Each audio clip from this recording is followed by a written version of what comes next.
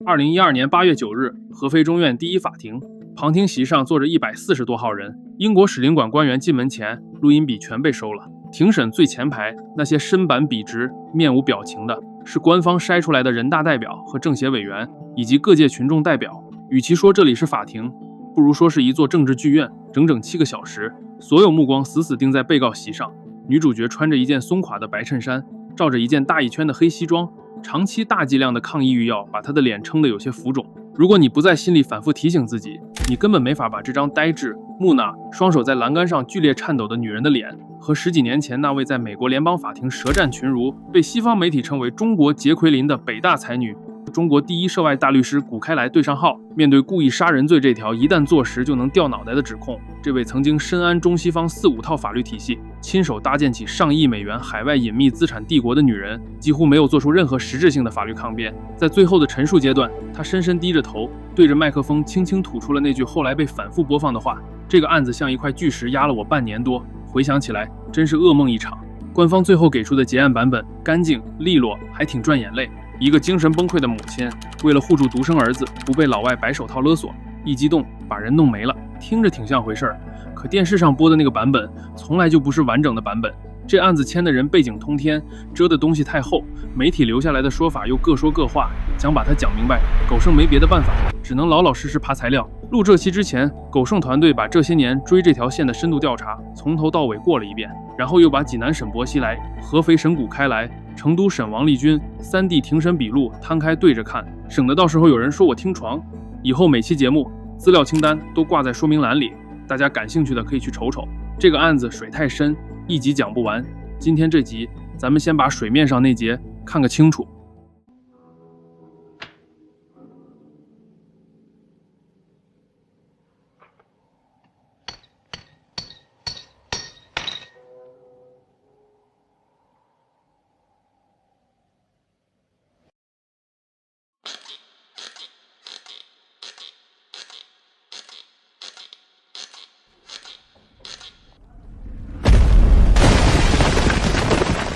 偷我的光就算了，还敢偷听我的床。本广告由新闻大写节目赞助，张狗剩友情提醒：听啥别听床，珍爱生命，远离听床，拒绝听床，从你我做起。1958年11月15日，在北京，古开来含着一把红色金汤匙出生。父亲古景生是开国少将129运动核心组织者，建国后进国防部5院当了政委，那是钱学森团队的大本营。母亲范成秀，山西人，14岁就在太行山入了党。5个女儿里，古开来排行老幺，小名小丽。在8岁之前，小丽过的是那个年代全中国最顶级的大院子弟生活。不过每个大人物都会经过那个坎儿。1966年转到了黑色，文化大革命爆发了。古景生因为在工作上跟几位后来被定性为叛徒集团的老同事有过交集，在总政被迅速无情打倒，被开除党籍，铺盖卷没来得及卷就进了监狱，一关就是12年。母亲范成秀很快也被株连，5个红色金枝玉叶一夜之间成了黑崽子。4个姐姐下放农村插队，只有年纪最小的小丽被留在了北京。后来的官方叙事和古开来自己的回忆录里，这段经历被包装成了一个北京大院女孩靠个人奋斗逆天改命的励志样板。她当过纺织厂3班倒的挡车女工，建筑队扛水泥的泥瓦匠，副食店案板后的猪肉售货员。但在那个贝多芬、莫扎特都被当毒草烧掉，全国只听8个样板戏的年头，这位白天剁猪肉的黑崽子女工，你们猜她下班之后在干什么呢？她居然在暗中拜师学琵琶，还学到了能登台独奏的水准。她能请得到没被打倒的专业老师，找得到没被红卫兵烧掉的曲谱。看来古家明面上的政治股票被停牌了，但这个阶层的隐形董事会从未停转。古景生当年军队系统里那些暂时安全的老战友，一直在暗中编织着一张保护网，3天2头塞粮票肉票，稳稳拖着古家最小的女儿。1976年9月，老毛没了，举国缟素，国家层面要拍一部规格最高、政治意义极其重大的纪念最高领袖的纪录片。北京电影乐团急召一位顶尖的琵琶手，去为最高领袖的在天之灵弹奏一曲塞上曲，来表达苍凉，再弹一首春江花月夜，来烘托深沉。你说巧不巧？层层遴选到最后，在全北京城无数的革命音乐家和文艺骨干中，名字居然精准地定在了18岁姑娘古开来身上。古家背后的能量可还真可以。1977年10月，恢复高考的春雷炸响， 570万被文革耽误了10年的青年，疯了一样涌向独木桥，最后录取27万，录取率不到5%。谷开来也进了北京大学法律系。就在这座燕园里，法律系那个刚满20岁，带着几分清冷气质的谷家妖女，和历史系那个已经29岁、高个帅哥，刚刚摘掉帽子重返校园的薄家公子，走进了彼此的视野。关于他和薄熙来怎么走到一起，谷开来后来给媒体编排了一个小时代剧本。他说那是1984年，他去大连金县考察基层经济，在一个荒凉的海滩上，偶然遇到了时任县委书记的薄熙来。薄书记当时蹲在海滩上，满脸愁容的和农民策划经济发展，住在一个永远扫不干净的小脏屋里，拿着破纸箱里的小苹果招待他。北大才女大受感动，一拍大腿，在心里暗暗发誓，老娘这辈子一定要嫁给这个心怀天下、两袖清风的穷书记。不巧，在薄熙来落马后，纽约时报的2位顶尖调查记者黄安伟和张大卫找到了薄熙来原配夫人李丹羽。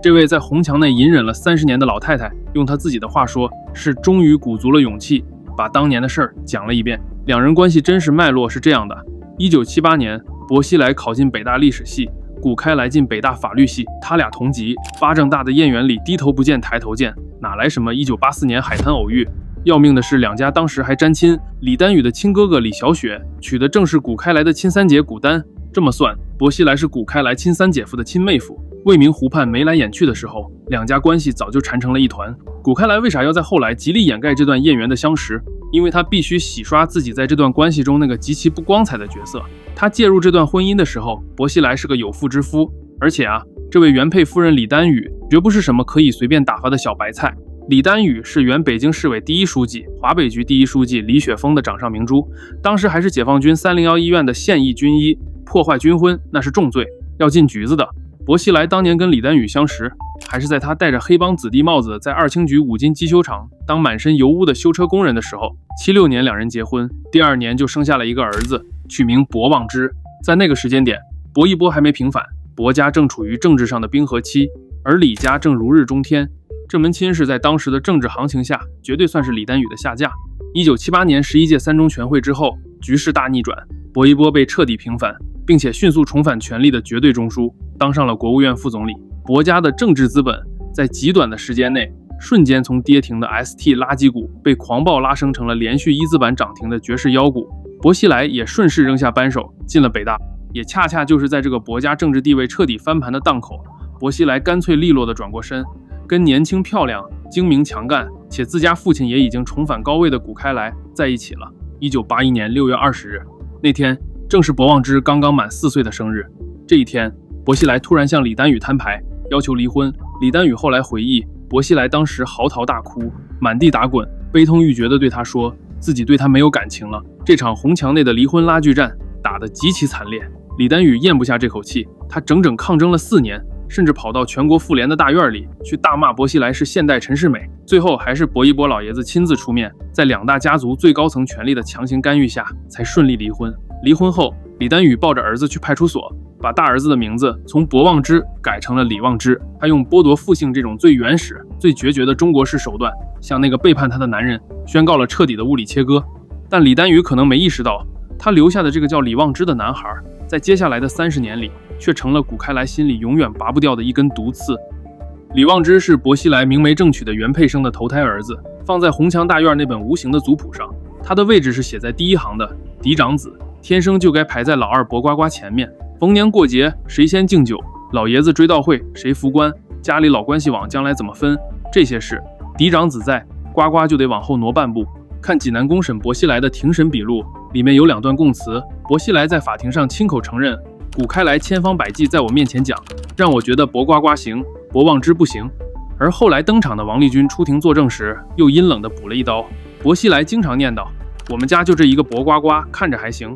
2007年薄一波去世，在八宝山举行的那场规格极高的国葬上，作为薄家嫡长孙的李望之被安排在送葬队伍的最末端。而谷开来那一天，他当众悲痛晕倒。晕倒原因我们先挖个坑，后面说。李望之非常清楚自己的处境，他后来跑到美国哥伦比亚大学读完了国际事务硕士。回国之后，他隐姓埋名，化名李小白，开了一家名叫重耳投资的公司。重耳是春秋时期被迫流亡19年，历经磨难的晋文公，他懂自己的定位了。可谷开来也没打算放过他。根据彭博社和纽约时报在2012年的报道，外加15年李旺之本人那篇发出来很快就被全网删除的微博自述，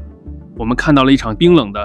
公权力私用的行政绞杀。谷开来当时直接动用了大连、辽宁2级政府的行政公权去断李旺之的粮道。他瞄准了李旺之岳父名下的一家做进出口贸易的公司，先是由大连市的主管部门以经营异常、担正瑕疵、涉嫌违规这类在中国商场上弹性十足的口袋罪名发起突击行政核查。接着，辽宁省外经贸系统高度默契的配合，直接冻结了这家公司进出口资质的年检延续。2步走完，一家靠国际贸易吃饭的公司呼吸管就被彻底拔掉了。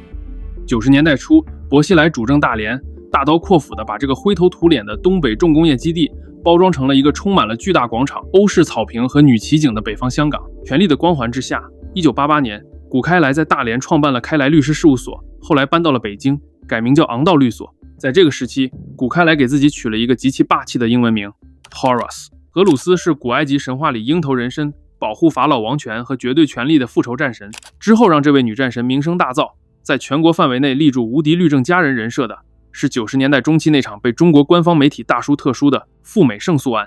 这案子后来被央视拍成了电视连续剧，可真相是啥？2012年，《华尔街日报》首席调查记者杰里米·佩奇扒出来的东西，跟咱们看到的并不是一个故事。这事情的起因是这样的：90年代中期，美国阿拉巴马州莫比尔市的一家做化学设备的企业破产了。破产管理人在清算旧账本的时候发现，这家企业曾经和大连的几家中国国营化工企业有过一段商业纠纷，美方认为中方公司窃取了他们的技术和商业秘密。于是，破产管理人就在阿拉巴马州南区联邦法院对这几家大连国企提起了民事诉讼，索赔金大概是100多万美元。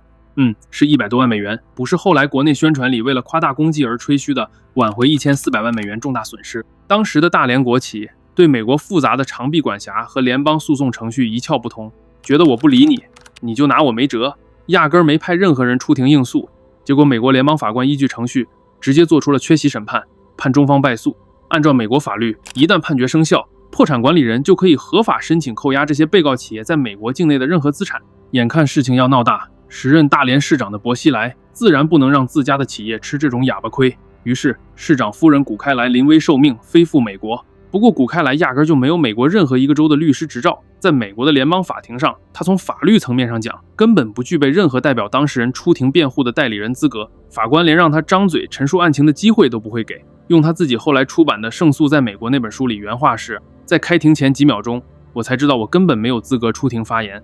谷开来的真实角色也很重要，是中方企业的 liaison， 也就是联络人兼甲方项目经理。他代表中国的甲方，负责搭班子、谈策略、管沟通、找证据。不过真正站在法庭上代表中方出庭辩护的是他花大价钱在科罗拉多州丹佛市聘请的一位美国本土大律师埃德伯恩及其团队。这位伯恩律师后来接受《华尔街日报》采访时，对谷开来评价还挺正面的，说他非常聪明，极其投入，甚至称他为中国的杰奎琳·肯尼迪。在那个几乎没有中国律师能处理跨境诉讼的年代，其实谷开来作为翻译兼大总管，重要性打80分不过分。最后案子怎么翻过来的？不是靠爱国主义感动法官，是伯恩团队专业地挑战了原告在缺席判决送达和法庭管辖权上的程序瑕疵。法官一看传票送达不合规，撤销缺席判决，随后进入证据开示阶段，双方庭外和解了事。超过90%的美国联邦民事诉讼都是这么收尾的。当谷开来带着这份和解协议回到中国之后，这场团队作战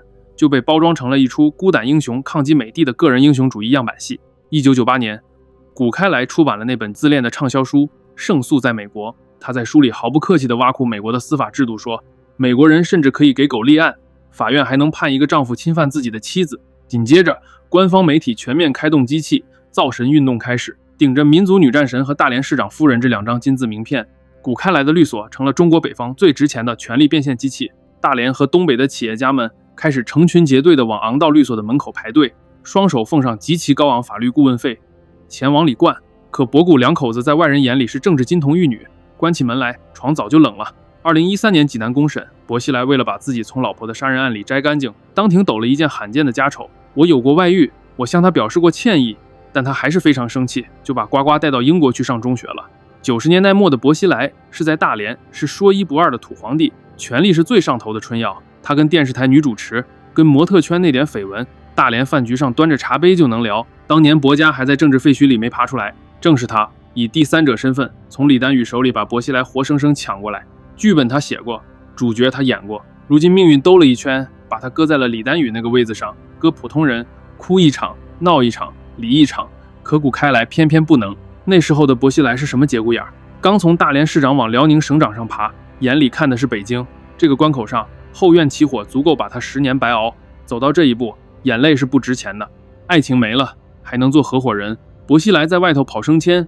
讲话、陪首长视察，他在里头管账本。但他比这条街上任何人都清楚红墙的规矩，钱躺在境内账户里，就是一排拔了保险销的手榴弹。薄熙来的官越升越高，盯着他的眼睛就越多。钱是时候出门了。从2003年开始，这间日进斗金的律所悄然关门注销。那个在镁光灯下出尽风头的中国杰奎琳突然消失了。古开来带着儿子远赴英国，转岗成为了对内的薄氏家族唯一的首席离岸资产架构师。他把所有的精力都投入到了保护儿子薄呱呱的未来，以及向海外转移家族资产上。大陆的外汇管制、离岸群岛的壳公司法、英国的信托法、法国的物权法，这几套规则都很复杂，要让钱从大连的账户悄无声息地流进戛纳那栋别墅的房本，中间得把这几套体系一层一层缝起来，缝线还不能露在外头。这种活没点专业律师的底子还真干不了。古开来干得有多好？10几年之后，直到薄熙来彻底倒台，彭博社动用了一支顶尖的金融调查团队，查阅了海量离岸卷宗，才把这些被掩埋的数字翻了出来。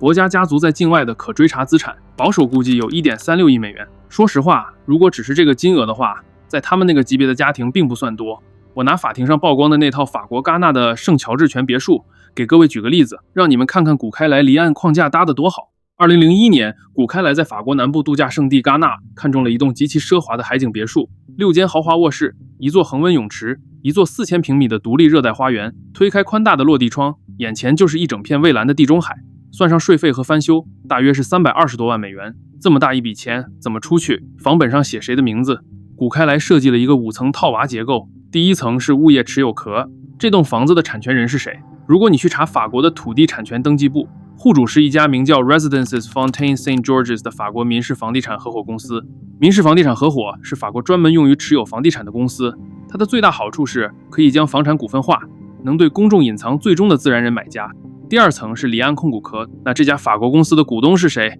继续顺藤摸瓜 ，SCI 的股份并不由自然人持有，它的100%全资股东是一家注册在加勒比海避税天堂英属维尔京群岛的空壳公司，名字叫罗素地产公司。那时 BVI 公司的特点是高度保密，拒绝向外界公开股东和董事名册。查到这里，线索在物理上就已经断了。第3层还有终极防火墙，信托。古开来觉得还不保险，这家 BVI 公司的真实股东又是谁？如果你能历经千辛万苦拿到 BVI 的内部登记册，上面依然没有出现任何中国人的名字，只有罗素地产100%股权的是2家注册在英吉利海峡泽西岛的信托公司 IFG Trust 和 IFG Secretaries， 这2家信托各持有50%的股份。离岸信托能切断法律意义上的所有权，资产一旦装入信托，在法律上就不再属于委托人，面对任何国家的追缴，信托都有绝对的抗辩权。接着还有第4层，跨境洗钱通道与背靠背贷款。架构搭好了，买房子的这300多万美元到底是怎么逃过中国外汇管制出去的？薄家的头号钱袋子徐明出马了。据济南庭审记录披露，徐明指示下属公司赛德龙国际电器以向美国美东公司购买轻钢厂房的进口合同为由，向交通银行大连分行开出了一张323万美元的不可撤销信用证。这笔钱披着合法跨国贸易的外衣，精准落进 BVI 的罗素地产账户。你以为这就完了？直接全款买房？还没哟。古开来玩了一手背靠背贷款，罗素地产把这笔钱在英国的劳埃德银行办了一笔定额信托存款，然后劳埃德银行以此存款为担保，向第1层那家法国 SCI 公司发放了一笔同等额度的购房贷款，由 SCI 出面买下别墅。在法国税务局看来，买这栋房子的钱是英国银行发放的合法商业贷款，这栋房子背着沉重的银行抵押，就不是什么贪腐资金全款买的豪宅。洗钱洗到这个境界，简直是艺术。最后是第5层，终极控制人与白手套。那2家把一切痕迹都斩断的泽西岛信托背后的真实受益人到底是谁？为了回答这终极疑问，记者们动用了国际调查记者同盟泄露的巴拿马离岸档案，翻出了英国公司注册处20年前的旧卷宗，终于找到了2个名字。罗素地产的终极控制权是50-50，一个是薄熙来的夫人古开来，而另一个是一个法国男人，他叫帕特里克·亨利·德维利耶。为什么在这个极其核心、关乎家族身家性命的海外财富网里，多疑的古开来会选择把整整一半的控制权交到一个毫无血缘关系的法国人手里。这个故事得倒带回90年代中期的大连，那会儿的德维利耶还是个名不见经传的法国年轻建筑师，个子很高，衣冠楚楚，说着一口带着怪腔的普通话，想在中国这个大兴土木的国度里捞点机会。他给大连一家中国公司做了个建筑设计方案，结果工程款被对方拖着不给。德维利耶和他在大连娶的中国太太关杰联名给大连市长办公室写了一封求助信，收信的市长叫薄熙来。在那个中国地方行政长官权力无限大又急需外资装点门面的年代，为了彰显大连良好的外商投资环境，薄市长大笔一挥，亲自批示督办。当天下午，拖欠的工程款就一分不少地打到了德维利耶的账上。从此他和薄家建立了极其紧密的私人联系。他开始陪着薄熙来看大连的城市规划图，给那些巨大的欧洲广场草图提意见。他开始陪着古开来在午后的阳光下喝咖啡，聊法国的艺术、建筑和金融。金融时报首席中国记者贾米尔·安德里尼在他后来那本专著里直接把两人定性为情人，用了整整1章的篇幅铺陈这段跨国情缘。那是当古开来开始着手搭建那套极其复杂的跨境洗钱架构时，他迫切需要一个白手套。德维利耶就是这个被选中的人。1999年底，42岁的古开来带着呱呱去了英国。到了英国，呱呱被送进了当地的语言学校。古开来在镇上租下了 Keystone House 顶层的一套公寓。这栋大楼当地的居住登记名册上出现的常住人，也正是古开来和德维利耶这两个人的名字。2000年，这两人利用这个共同的居住地址，在英国公司注册处联名注册了一家名叫 Adad 的公司。这家公司存续了3年，于2003年悄无声息地解散。同一年，德维利耶跟大连的中国妻子关杰正式离婚。但是，正是这家不起眼的小公司的年度申报表上留下了一条线索。在这份文件上，古开来签下的名字是 Horace Kai。多年之后，美国丹佛的律师在接受采访时，无意间把这个英文化名透给了《华尔街日报》的记者。嗅觉敏锐的记者们立刻用这个名字去反查英国的工商注册系统，挖出了这家已经解散的 Adad， 然后顺着注册地址和共同董事德维利耶的名字一路按图索骥，最后直接摸到了法国戛纳那栋地中海别墅的大门口。从2000年到2011年案发，这11年里，薄家在欧洲买下的每一栋资产，签下的每一份跨境信托合同，背后那个用黑色墨水签下名字、盖上印章的，都是德维利耶。在那家位于 BVI 的罗素地产里，股份比例极其公平，50对50。德维利耶是这位东方女架构师的欧洲签字手兼合伙人，以及最可靠的挡箭牌。到了2006年前后，局势发生了变化。随着薄熙来进京担任商务部长，目标直指政治局。这一年，德维利耶悄然把生活重心挪去了柬埔寨金边。金融时报的记者曾猜测两人决裂了，但如果你去翻巴拿马文件，你会发现2006年3月，德维利耶跟他父亲在卢森堡联合注册了一家公司，登记的中国联络地址居然直接写在北京古开来的昂道律所旧址。这对所谓决裂的前情人和商业伙伴对这套跨境金融架构的共同掌控，从头到尾1分钟都没松开过。由于德维利耶去了柬埔寨潜藏，古开来需要另一个人来处理欧洲层面的日常跑腿工作。这时候，第二个外国人，也就是这出悲剧里最终被毒死的英国人，正式登场了。他叫尼尔·海伍德。海伍德也是在90年代初来到大连的，当时他的身份仅仅是个教英语的外教。他毕业于英国华威大学的国际研究专业，在注重阶层和口音的英国社会眼里，这学历属于还行，但也仅仅是还行那一档，算不上什么顶尖精英。但这并不妨碍他在刚富起来的中国人面前装腔作势。他开着一辆2手的银色捷豹跑车，车尾高调地贴着一面英国米字旗，甚至还搞来了一块007的装逼车牌。他平时说话总是刻意模仿着伦敦上流社会的吞音和语调，穿着考究的3件套西装，游走在北京和重庆的名利场。到了2007年，德维利耶让出了法国那家 SCI 物业公司的法人位置，海伍德接手了。不过按上面拆过的这套5层结构，他也就是守在最外头第一道门里的那个门童，是一家管理具体物业的壳公司的法定代理人，仅此而已。但在这1年之后，海伍德在中英两国的高级社交场上彻底飘了。他总是端着香槟，一脸漫不经心，却又极其享受被众人追捧，向那些渴望接近权力的中国土豪和外国投机客疯狂暗示：薄家哦，我算是他们家欧洲线业务的合伙人。可从这第1层的 SCI 往上拨，跨过 BVI， 跨过泽西岛的2家信托，一脚踹开终极档案室的铁门，去翻看那份被锁在保险箱里的终极股东名册，你会发现，从2000年成立到2011年案发，整整11年，尼尔·海伍德的名字一次都没有出现在那份核心股权证明上，那上面永远刻着的始终是德维利耶。填坑了，同学们。在讲谷开来怎么亲手给别人灌下氰化物之前，关于他的精神状况还差最后一块拼图，是他那套全面崩塌的神经系统防线。就是那次在2007年搏一搏国葬当众晕倒之后，医院对谷开来做了一次极其彻底的全面体检。化验结果出来后，医生拿着报告告诉谷开来，他的血液里铅、汞等重金属严重超标，他的神经系统已经遭受了物理性的不可逆的严重破坏。这解释了他为什么长期失眠，双手剧烈震颤，脾气极度狂躁。那毒到底从哪来的？医生排查了半天，源头锁定了谷开来长期大剂量服用的一种昂贵的冬虫夏草胶囊。经化验，正是这种每天吃进嘴里的虫草里含有致命剂量的重金属铅。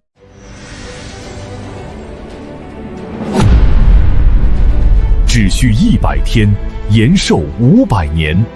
一传十，十传百，全国热卖，用过的患者都说好。凡是了解我们张家的人都知道，从我曾祖父开始啊，一直到我这儿已经是第5代人了，专卖冬虫夏草。很多人都说癌症、肿瘤、前列腺不好治，或者自己活不到150岁，可我认为这一点都不难。卖别的我不行，卖虫草我敢保证，吃一个嘎一个。我家的这个虫草是纯铅纯汞不含草。我今年快80了，钱对我来说不重要，全国这么多缺心眼，我就是累死也卖不完。所以我最后做了一个违背祖宗的决定，把祖宗给我留下的虫草贡献给国家。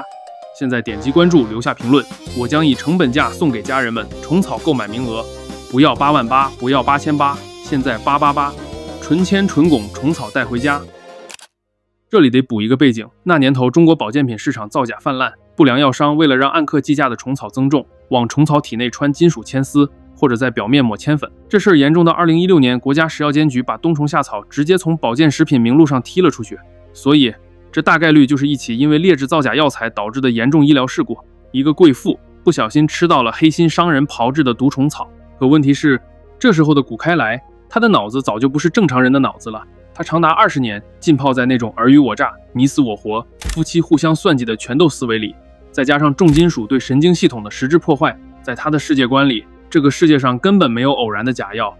只有缜密、针锋相对的政治阴谋。他拿着化验单，双眼通红，斩钉截铁地断定，这绝对不是医疗事故，这是一场蓄谋已久的暗杀。那谁要暗杀他呢？他的脑海里瞬间锁定了那个他防备了半辈子的宿敌薄熙来的前妻李丹羽，以及那个让他如鲠在喉的嫡长子李望之。根据前面提到的《纽约时报》对李丹羽的采访，李丹羽透露了一个细节，薄熙来当年为了这事儿，甚至专门把李丹羽的亲哥哥李小雪叫到市委大院，指着桌子上的一摞材料说，自己手里有法医证据证明李望之参与了给谷开来下毒的阴谋。当李小雪拼命解释这绝对是无稽之谈时，薄熙来才稍微松了一口气。其实薄熙来自己心里也未必信谷开来这套说法，他了解他这个老婆的脑子在这些年里已经变成了什么样子。就在谷开来觉得满世界都是杀手，总有刁民想害他，就在他心理防线最脆弱、精神处于绝对真空期的这个致命节骨眼上，一个拥有顶级嗅觉的政治掠食者闻着权力的血腥味儿登场了。他就是时任辽宁锦州市公安局长，后来跟着薄熙来一路杀到重庆，一手炮制了唱红打黑的带枪酷吏王立军。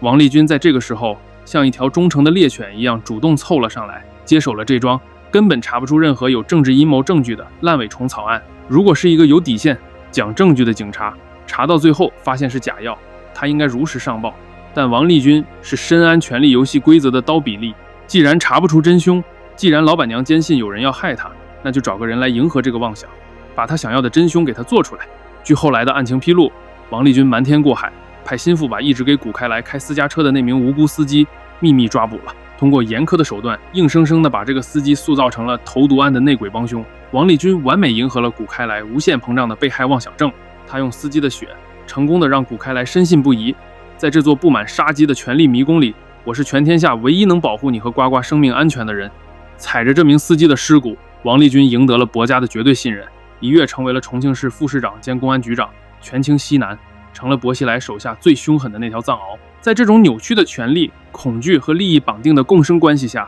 王立军的野心开始膨胀，他并不满足于只当一条看门狗。就在这个时候，远在英国的海伍德做了一把大死，他向远在美国哈佛大学的薄呱呱发来了一封言辞激烈的勒索邮件。邮件里，这位007用英文打出了 I will destroy you， 我会毁了你。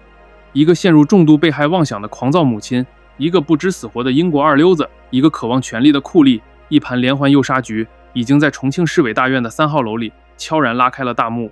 今天就到这里，各位敬请期待下集。我是张狗剩，咱们下期见。